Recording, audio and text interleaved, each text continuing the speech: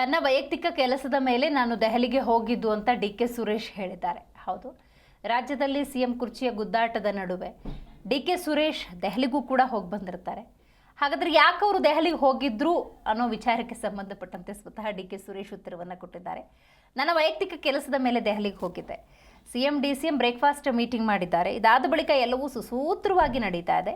ನಾಳೆಯೂ ಡಿ.ಕೆ. ಮನೆಯಲ್ಲಿ breakfast meeting ಇದೆ. ಪಕ್ಷದಲ್ಲಿನ ಗೊಂದಲಗಳು ಒಂದು ಹಂತಕ್ಕೆ ಬರುತ್ತೆ ಅಂತ ದೇವನಹಳ್ಳಿಯಲ್ಲಿ ಮಾಜಿ ಸಂಸದರು ಡಿ.ಕೆ. ಸುರೇಶ್ ಹೇಳಿಕೆ ಕೊಟ್ಟಿದ್ದಾರೆ.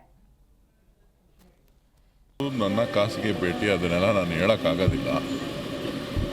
ಸೊ ಎಲ್ಲವೂ ಕೂಡ ಸುಸೂತ್ರವಾಗಿ ಆಗ್ತಾ ಇದೆ. ಬ್ರೇಕ್ಫಾಸ್ಟ್ ಮೀಟಿಂಗ್ ಆಗಿದೆ, ನಾಳೆನೂ ಬ್ರೇಕ್ಫಾಸ್ಟ್ ಮೀಟಿಂಗ್ ಇದೆ.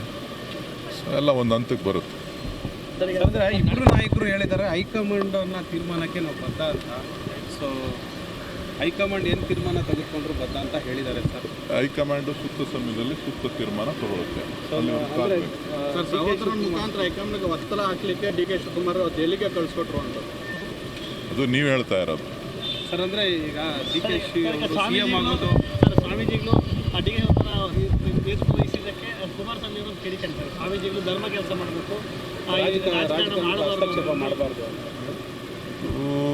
ಅದಕ್ಕೆ ರಾಜಕೀಯವಾಗಿ ಹೇಳೋದಕ್ಕಿಂತ ಮುಖ್ಯವಾಗಿ ಯಾರ್ಯಾರು ಯಾವ ಸಂದರ್ಭದಲ್ಲಿ ಮಠ ಬಳಸ್ಕೊಂಡಿದ್ದಾರೆ ಅನ್ನೋದು ಈ ರಾಜ್ಯದ ಜನರಿಗೆ ಗೊತ್ತಿದೆ.